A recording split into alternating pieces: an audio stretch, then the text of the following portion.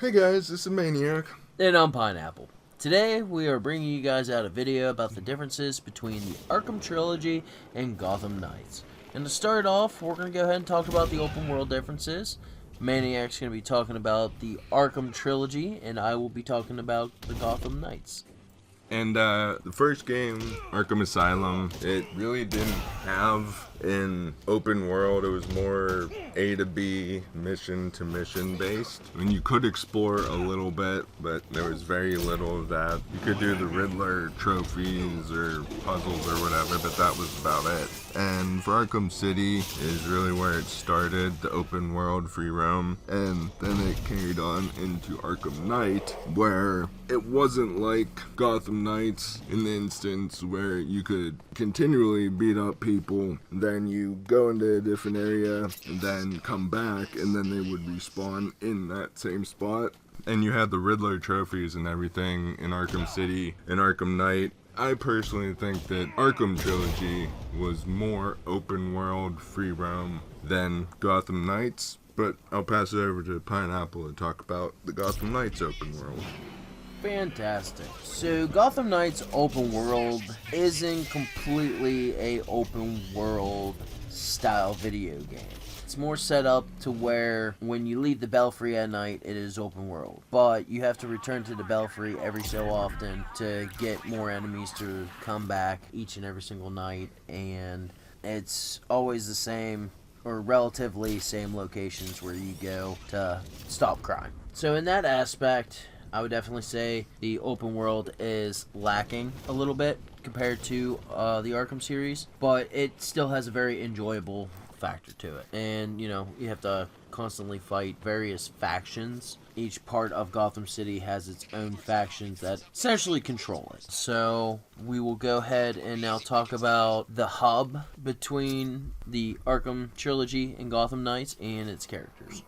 Yeah, so the hub is really non-existent in the Arkham Trilogy, and the characters are very little in the Arkham Trilogy, because I believe in Arkham City that you're able to switch between Batman and Catwoman whenever you get to a certain point in the game, and Catwoman has all different abilities or gadgets or whatever from Batman. And then Arkham Knight, you're forced to change characters. So whenever you change to Catwoman, you have to. And then whenever you're forced to change to Robin, like I said, you're forced to, is that Batman is incapacitated or whatever, so you need to change that character. And then after you beat the game, you're able to go to that location, at least for switching to Catwoman, and you're able to switch over. But the characters, the way that they're set up is Catwoman, that you get the option to, is whenever you're playing as her, she's very, very squishy, as gamers would say. And then when you switch over to Batman, he's more tankish.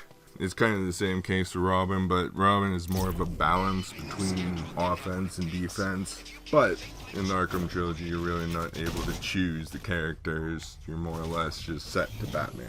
But I'll pass it over to Pineapple, talk more about it. Fantastic. So in Gotham Knights, the hub is the Belfry. This is your base of operations. This is where you go through all your notes, all your clues, all your cold cases, customize your characters, select different characters, and basically it's your daytime hub. And then at night, you go out into the city and you fight crime. And now you have 4 different playable characters to choose from. You have Batgirl, Red Hood, Robin, and Nightwing. Each character has a different play style along with different abilities or gadgets that they are able to use to fight crime, which is cool if you want to always play different play styles. But if you want to stick to a singular character throughout the whole game, you have that option. Unlike what Maniac said about part of the Arkham City and Arkham Knights, you were forced to change characters. So that's one big plus, I would say, for Gotham Knights. And we will, I guess, talk about the combat? Yeah. Move on to the combat? And so, for Arkham Trilogy games, the major difference is your combat is very different from Arkham to Gotham Knights, because that was what I struggled with the most getting used to. And like I even said to Pineapple, because we were in a party, and I'm like, whoa, this is pretty different. Because the major difference to me is in the Arkham Trilogy, you know, whenever you're playing as Batman, is you press Y to initiate a counter. But in the Gotham Knights, you weren't able to, and you needed to dodge and then do an attack, like a follow-up attack. So you need to press 2 buttons rather than 1. So that was the big difference. And then Batman does have gadgets, and in all the games, you're able to access them differently. But in Gotham Knights, it was a different setup, and I'll let Pineapple talk about that. But the big difference was just the evasion and attacking in Gotham Knights, and I was so used to just pressing a single button and blocking and attacking. So that was the big difference. So I'll pass it over to Pineapple for a little bit more elaboration. Sweet.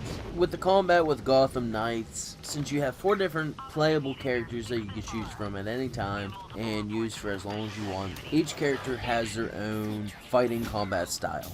Now, I cannot, because I've only used Red Hood, just because I know for a fact he's supposed to be the tank of the 4. Batgirl, she's supposed to be the smart one and use technology to her advantage. If I'm not mistaken, Nightwing, Acrobat. he was more acrobatic, so he's quicker on his feet. And then you have Robin, who I believe was more defensive and kind of squishy. But like I said, each character has their own different gadgets to a degree, but more importantly, they have different momentum abilities, which is different abilities you can activate once you have your momentum bars filled up enough that perform specific combat style cutscenes almost. And each character has their own different variations of it, and from what Maniac and I have seen, their fighting styles are really cool. You know, they're different than Batman, but some are also similar to a sense. I mean, let's be honest, Batman was the one that trained them all, so why wouldn't they all have some similarities there? It is sad that you don't get to play Batman, obviously, in Gotham Knights, and we won't explain why, because some people probably haven't seen that part, and those that know, well, you know.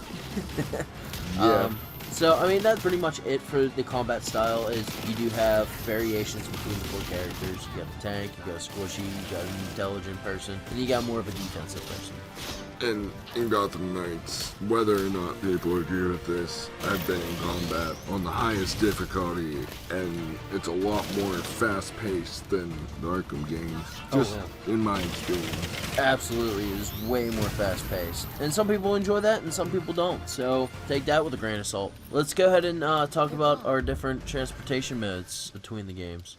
Yeah, so in Arkham Asylum, you didn't have anything but riding around on your feet, so that's not much of a transportation. And gliding. So, I mean, I guess that's similar to Batgirl on Gotham Knights. I mean, Arkham City basically had the same thing, and then in Arkham Knight was really where they stepped it up, and you could call in your Batmobile, and like your Batmobile could also change into a tank. The tank version was very, very much different from the bat cycles that you're able to ride in Gotham Knights. All the characters have grappling hooks. So, do you have anything else you want to say about that?